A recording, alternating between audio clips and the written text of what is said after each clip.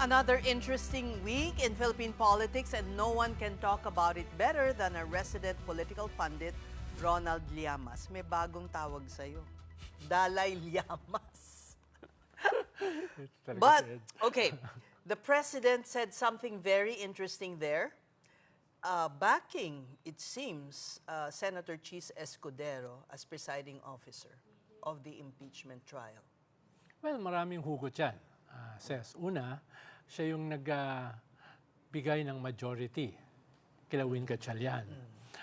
Ikalawa, together with Joel Villanueva, na-resolve nila yung leadership crisis dito sa Senate presidency. Ikatlo, ay dahil dalawa lang ang abogado dito sa bagong majority, ay siya at saka si Kiko lamang ang pinagpipilian to be the presiding judge. At ikaapat, papunta ng impeachment, kailangan yung boto niya and others para makaabot sa 2/3. No? Bagamat hindi lang siya. So, I can understand why the president is very positive about him. So, it's in the bag. Alin? Depende. Ano naman Ang yung bag? pagiging presiding officer, Akala ko. it's in the bag for Chis. Baka sabihin, maleta, no? Anong klaseng bag? Delikado pag mga nagbabanggit ng bag. Oo, parang gano'n, Lalo na, ano? dagdag bawas yan. Minsan nandun ka, minsan wala. Di ba? Pero totoo na yon. Na- Mukhang di ba? Mukhang with the president. In saying all that. probability, baka siya yung Okay. maging presiding na. Pero itong nangyayaring ito, parang malaking... At what price is the admin getting what it wants? Unang-una, silang dalawa ay facing charges before the ombudsman because nadawit sila sa flood control at malaking halaga yung kay Chis, malaki. Several hundred millions. Oh. Well, tingin ko naman ay mahirap i-sacrifice yung judicial system natin para sa parang quid pro quo, carrot and stick.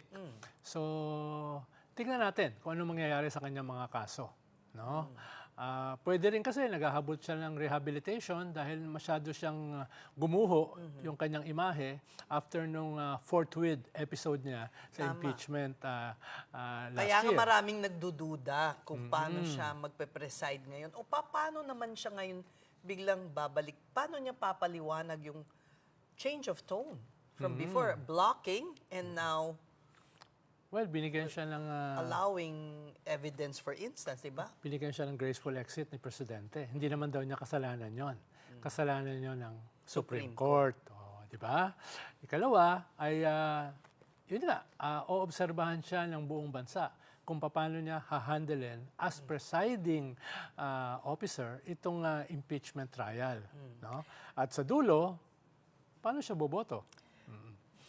Noon, this was prior to the declaration by the VP na she will throw her hat na, she will run for president. And ang interpretasyon nun is because malakas siya, he was being an ally, di ba? Kumbaga, nagtaya na siya. Ngayon, iba ang tugtugin. Mukhang nag-a-adjust siya ng messaging Dahil nakita niya yung mga hindi pa nag-a-announce na tatakbo o nagsabi na hindi sila tatakbo, very competitive sa kanya. Habang siya ay medyo nag-plateau. No? So, tingin ko nag-a-adjust siya na parang binabawi niya yung kanyang sinabi na ako na yung tatakbo sa 2028. Nung several weeks back, ang sabi niya, parang hindi na ako interesado. Diba? So, nag-a-adjust siya sa messaging. No? At saka, napanood mo ba? Yung press con 3 days ago ng kanyang mga followers, led by Jing Paras, led by retired generals, sinasabi na, bakit parang ina-abandon mo kami? Bakit ayaw mo kaming pamunuan? No? Bakit hindi ka namin makasama? Bakit hindi mo ayusin yung aming mga dynamics? First, public criticism sa kanya ng sarili niyang followers. So, she is also distancing herself. Yes, maunawaan ko ba't niya ididistansya yung sarili niya sa Senado, lalo na kay Alan Peter, dahil walang value added sa kanya. No? Pero dito sa kanyang mga kasama, hindi ko sigurado. Pero mabalik tayo, sige, nabanggit mo si Senator Cayetano. The movements in the Senate seem to confirm yung sinasabi niya. Pag pag namuno na itong mayorya na to, baka walang mangyari sa flood control probe? Well, duda ako kung yan yung magiging direksyon dahil in more than a month, magkakaroon ng SONA ang presidente. At ito yung SONA 1 year after nung kanyang mahiya ka naman Mahiya SONA. naman kayo. Mahiya naman kayo, SONA. So, ibig sabihin, sisingilin siya dyan. No? Kailangan meron siya ma-deliver. Dahil siya yung nagsimula eh. Siya yung nang So it's pangalan. definitely not Joel Villanueva and Cheese Escudero. Well, posible na hindi naman mamadaliin yung kaso, pero duda ako kung yan ay hindi itutuloy. Dahil naka-file na eh. No? Mismo nga si Medyo Boying babagalan Remulla. lang. Well, baka yung wheels of justice ay medyo hindi ganun kabilis, no? Pero duda ako kung yan ay papatayin dahil nga naisalang na eh. Si Joel nga tapos na yung preliminary investigation eh. Pero wala pa yata siyang whole departure order, kagaya Ni Cheese. Ni Cheese, Oh, may precautionary whole At saka departure order si siya, tsaka si Martin Romualdez. Martin Romualdez, also Marcoleta, Yes. Senator Marcoleta. Okay, speaking of Senator Marcoleta, well, it's not related, but itong D-stab, parang may multo lang ba kayong sinasabing magkaka-D-stab? Wala naman nangyari. Well, You yan know, naman was ay that- parang permanent manifestation ng ating weak political institutions. Last year, nung September, nagkaroon na yan, di ba? Yung military nagkaroon ng loyalty check at naglabas ng statement mismo ang military, we stand by the Constitution. Di ba? Ibig sabihin, merong mga nangyayari behind the scenes, no? Ngayon naman, after nung crisis sa Senado, nitong mga plunder cases mismo sa mga miyembro ng mga religious groups katulad ni Joel at ni Marcoleta at itong 18 Marines na gusto nilang mag-trigger ng disenchantment within the military, meron ka mga naamoy. Pero, So you mean Jesus is Lord and Iglesia ni Cristo could be maneuvering? could be, no? Wala ka namang katibayan dyan eh. Pero last year, sila yung pinakamalalaki ang mobilization. Kung maalala mo, nung September at saka November. Paano, kailangan mo rin naman, hindi lang ng military sa destabilization eh. Kailangan mo rin ng big crowds of people sa kalsada. No? So ba't hindi nangyari kung well, ano yung- parang napakahina ng mga triggers eh. Ikaw ba matitrigger ka doon sa leadership ni Alan Peter? Ikaw ba ay matitrigger ka sa mga plunder cases na makukulong? No, na nanggaling naman sa kanila yung ebidensya. Ikaw ba ay matitrigger nitong inconsistency sa testimony nitong mga 18 alleged Marines? So baka kulang. don't Back to call the them Marines? Yung mga Sabi ng X AFP. whatever. X whatever. Hindi mo na alam eh. So, ibig sabihin, yung triggers are not enough for a decent, pwede ko bang tawagin? A real destabilization. To rally, to get people angry. Or to withdraw support. No? Pero dahil nga sa ating weak political institutions, it can happen overnight. No? Now, dito sa boto ng the two-thirds vote that's needed to impeach, no? Ano sa tingin mo, if it is adjusted, magkakaroon ba yun ng, will it trigger the defense camp of the Vice President going to the Supreme Court and again, scuttling the impeachment? Yes, bago pa nga magkaroon ng impeachment, pumunta na sila sa Supreme Court, di ba? Oo nga Pero hindi sila binigyan ng TRO. So every step of the way, tingin ko kay question nila yan. Pero dapat maging justiciable yung issue eh. Di ba? Dapat may mangyari muna. So Halimbawa, maybe at the point of voting? hindi naman. Halimbawa, makulong yung dalawa sa ICC o makulong yung additional 2 sa plunder. May writing on the wall na mababawasan. Doon sila posibleng mag-file. There has to be an event that will trigger them Yes, to decide, yes. to interfere. Yes. At iba-iba kasi yung mga interpretation. May ibang legal luminaries, sabi pwedeng i-adjust. Dahil practical eh, kung mawala yung 4, talagang i-adjust mo yung Ba't mo numbers. bibilangin ng 24, Diba? di ba? Sabi nga ni Dean Ranhilio Aquino, paano kung halimbawa, sana hindi naman mangyari, may maaksidente, mamatay. Siyempre, babawas mo yun sa numero. Pag plunder case, clearly kasi pag plunder na isang senador makasuhan, tatanggalin sa kanya yung duties of a senator. Which Like means, Jinggoy, Yeah. na-suspend na siya. yes, duties like voting. Kung hindi ka makakaboto, siyempre tatanggalin ka sa bilang. Oo. Diba? So, yun ang sinasabi ng mga kwan. Naku, may tumatawag ng, ano ba yan? Distab ba yan? Patayin ko muna.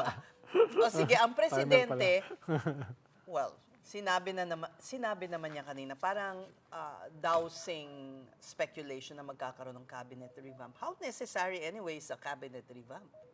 Well, usually kasi pag may mga problema ang presidente, ang gobyerno, yung cabinet revamp is a recourse. But here we go again. Di ba?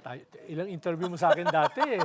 Naalala ko noon, interview ako sa Palawan tungkol sa cabinet revamp. Sabi ko sa'yo, until it happens, it didn't happen. Yeah, No? yeah. Pero mismo yung gobyerno nagbibigay ng indications na magkakaroon ng cabinet revamp because of the scandal, sa because of the yung talo sa midterm election, because of the destab. Yeah, at that last time, year, di ba? ngayon, because of his low numbers, but Siguro it could be all of the above, no? Meron kang low approval ratings, tapos galing ka sa isang Senate crisis, papasok ka sa SONA, tapos usually kasi ang cabinet revamp, yung mga cabinet secretary mo, parang sila yung nag-absorb ng mga negative impulses ng iyong leadership. Okay. Para hindi ka masisi. hindi ba dapat ang DILG, kasi hanggang ngayon, di pa nakukuha si Senator Bato, si Atong ang daming mga... Well, marami kang mga problema sa mga department. Halimbawa, yung health department mo, parang ang daming mga nakasampang kaso, di ba? Tama, parang inuulan ng kaso si Secretary. Nung bago na paltan yung Talagang labor. makulit yung tumatawag Oo nga, sa'yo. hindi, parang alarm eh. Parang alarm, hindi ko alam paano Alarm. patayin. Tatapon ko na sana. Dalay ka pa naman. Dalay Yamas. O sige. Halimbawa, yung DOLE, bago napalitan yung DOLE secretary, hindi mo na nakikita yung kwan eh. Pero nandiyan na si Secretary Hindi, Tolentino. ibig sabihin, bago pa siya, no? Ay hindi pa siya tinatanggal, hindi mo na siya na makita. Pero mo, Labor Day, wala yung DOLE secretary mo. So, ibig sabihin, maraming problema yung cabinet. Although, sinasabi ni How BBM about kanina, agriculture? well, hindi ko pa nasusuri yung agriculture, no? May positive at saka negative dyan. Siyempre, negative dyan ay yung contribution ng agriculture sa growth ng iyong bansa ay medyo nil, no? Pero usually kasi yung agriculture ang pinakamahina. At ang tulong sa mga agricultural workers nung tumaas ang presyo ng krudo. Yes, oo. Ang sabi naman Pero yung... malapit kasi kay Presidente si Kiko, Secretary. Yes, mukhang malaking donor yata yan no? Ganun nung ba? kampanya, no? Okay. Oo, tsaka siyempre, isa ring taipan yan, no? Fishing taipan yan eh, no? Pero yung dating iconic kasi issue sa agriculture, yung 20 peso na bigas. Diba? Yan yung... Wala na. We all gave up on that idea. Ngayon, you always say this year, 2026, will determine the race in 2028. This is a crucial year. You always say that. Yes, dahil una, ngayon mangyayari yung impeachment. Diba? Ngayon mo nakikita yung crisis ng ating political institutions. Katulad dito sa Senate. Although hindi ko inasahan na ganyang kagulo. No? Alam mo naman na weak talaga yung institution na yan. Diba? Tapos ikatlo, yung economics natin. Diba? Below 4% na yung growth rate. Na initially, ang target mo And ay the Senate 7, 6, 5. The diba? Senate impasse also added to that economic yung instability. inflation mo, nag-quadruple na. Tapos yung wages naman, hindi naman tumataas. Yung fiscal space mo, pagbigay sa ayuda, sobrang nipis na. So, sino ba yung mag-harness ng economic situation na yan towards his own political candidacy ay malaki yung epekto sa 2028, di ba? At marami pang mga bagay. Nobody's harnessing, nobody's using that message, not even Not yet. VP. Not even VP Sara. Yes, not yet. Pero yan yung mga mangyayari this year na makakaapekto sa 2028. We're already halfway through the year. Wala pa tayong nakikita like the traditional opposition. Ano ba? Anong ginagawa nila? Well, at least Senator Trillanes launched RISA na. Yeah, oo. At, So will that spur more movement in the traditional well, ang sigurado ko kasi, within the pink camp, na may several possible potential candidate, no, ay mag-unite sila sa isa lang. Pero syempre, for now, if-float nila yung kanilang mga sarili bilang standard bearer. At medyo, sabi ng iba, open-ended pa rin yung kay Lenny. Dahil nung sinabi niya na hindi siya tatakbo, no, syempre, wala ka pang isang taon na nanalo as Naga City Mayor, sasabihin mo, iiwanan mo kagad yung mga tao mo ron. So medyo understandable naman. Whether, So, hindi pa yun final. well, according sa iba, no, no. Kaya What about Bam Aquino? tingin ko, He's already organizing sa, I think, was it Senator Trillanes? I've heard from some NGOs. tingin ko ay napaka-potential din niya at ang alam ko ay interesado rin siya sa 2028. At kahit matalo siya, senador pa rin siya. Baka siya yung pinaka-tactically nothing much to lose and everything to gain, di ba? Perhaps Kiko nag-iisip din, no? So meron kang apat na potential within the pink camp. At Anong baka sa kanila lang nga meron dahil sabi ng mga tulpo, hindi kami tatakbo for president. Open siguro yung mga tulpo for vice. What makes you say that? Even because both have said publicly na hindi. Well, si Erwin kasi, kahit matalo siya for a higher position, senador pa rin Babalik. siya, like Bam. No? Kaya hindi ako magugulat na mag-o-open siya. For a higher, perhaps not as president. Ano naman ang role ni BBM dito? Well, dahil existential yung battle niya sa mga Duterte, no? It is in his interest na matalo si Sara.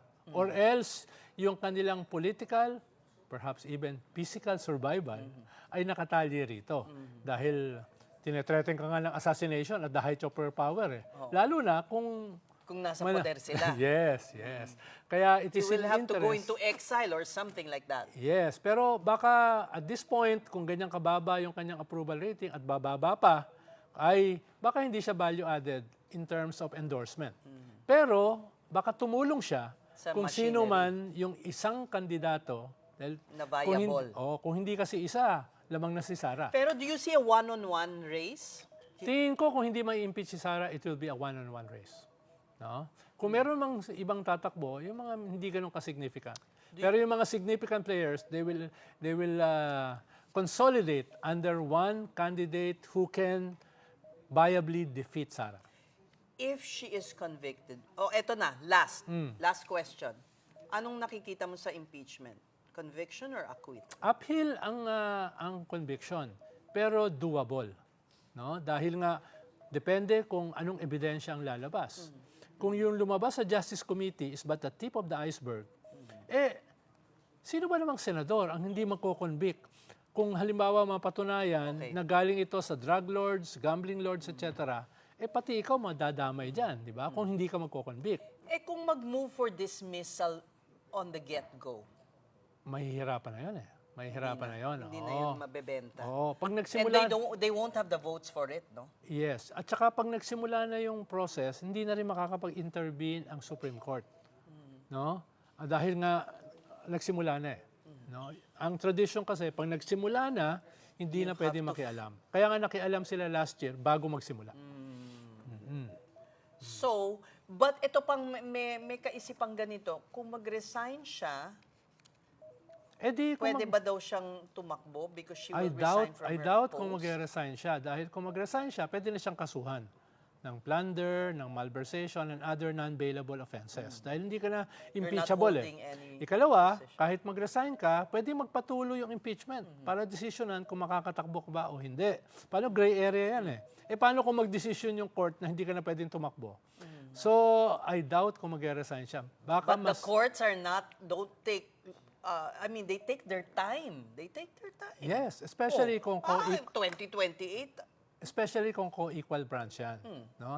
Either may constitutional crisis o sobrang grave abuse of discretion, which will take years bago ma-resolve. Tapos na yung impeachment, tapos na yung election sa 2028. Wala pang desisyon yung Supreme Court. No? O sige, pwede mo nang patayin yung alarm sa Hindi ko telepono alam. mo. Hindi ko alam paano papatayin. Maraming salamat and have a good weekend. That was our resident political pundit, Ronald Llamas.